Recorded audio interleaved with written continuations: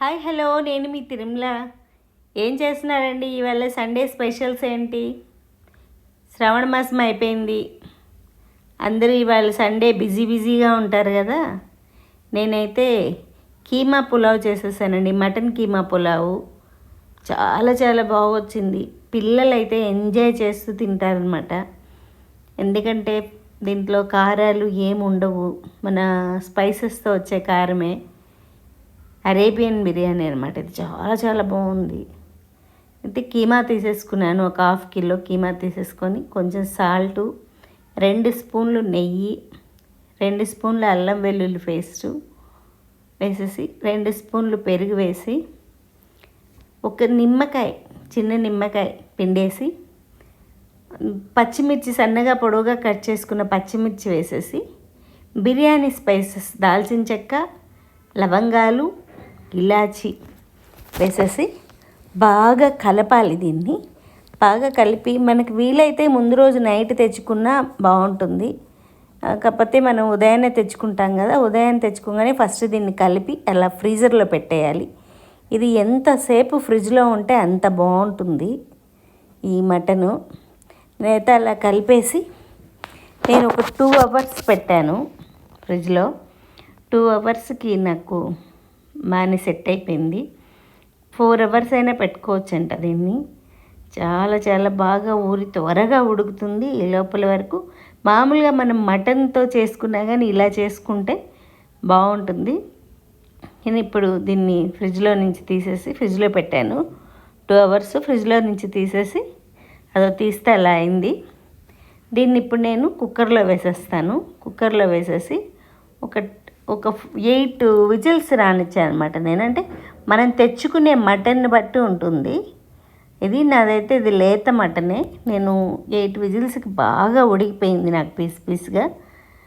ఒక చిన్న glass water వేసాను. టీ గ్లాస్ ఉంటుంది కదా, టీ గ్లాస్తో వాటర్ వేసేసి, పచ్చిమిర్చి వేసేసి అలా విజిల్ పెట్టేసి 8 విజిల్స్ వచ్చాయి నాకు.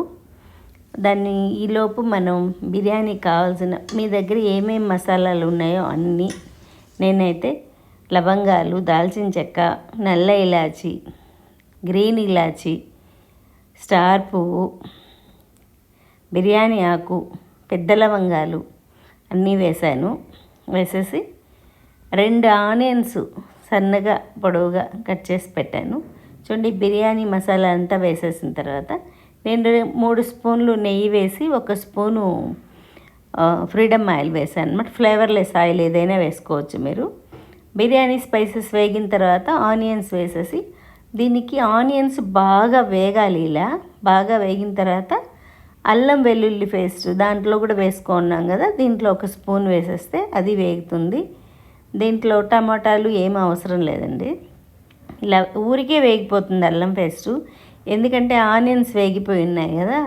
ఈ అల్లం పేస్ట్ వేగిన తర్వాత మనం ఇందులో ఇప్పుడు సన్నగా పొడవుగా కట్ చేసి పెట్టుకున్న ఒక 10 పచ్చిమిర్చి వేసేయాలి. నేనైతే 10 పచ్చిమిర్చి అలా వేసేసి అవి బాగా వేగిన తర్వాత అవి కూడా బాగా కలర్ చేంజ్ అయ్యి వేగాలి. చూడండి, అలా మనకి కారం అంతా ఈ పచ్చిమిర్చి ఆ బిర్యానీ స్పైసెస్ తోటే వస్తాయన్నమాట. ఇందులో కొంచెం ఒక 10-15 మిరియాల గింజలు కూడా పొడి చేసి వేసేయాలి. అలా చూడండి, నాకు ఆయిల్ అంతా సపరేట్ అయిపోయింది కదా. ఆయిల్ అంతా సపరేట్ అయిపోయిన తర్వాత ఇప్పుడు మనం కుక్కర్లో పెట్టుకున్న మటన్ని వాటర్తో సహా వేసేయాలి. వాటర్తో సహా వేసేసి వాటర్ ఇనికిపోయే వరకు మనము అలా కలపాలి. ఇది ఆల్రెడీ బాగా ఉడికిపోయి ఉంటుంది. మళ్ళీ మనము ఈ మసాలా ఫ్లేవర్ అంతా పట్టించేసి దానికి బాగా ఉడకాలి.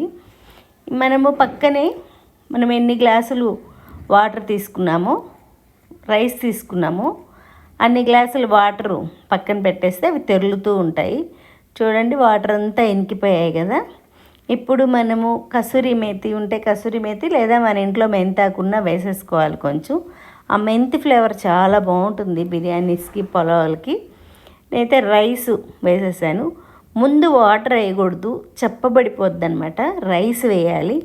రైస్ వేసి మనం ఒక 2 మినిట్స్ కానీ 3 మినిట్స్ కానీ అలా బాగా కలపాలి. కలిపితే ఆ ఫ్లేవర్స్ అన్నీ రైస్కి అలా పడతాయి అన్నమాట.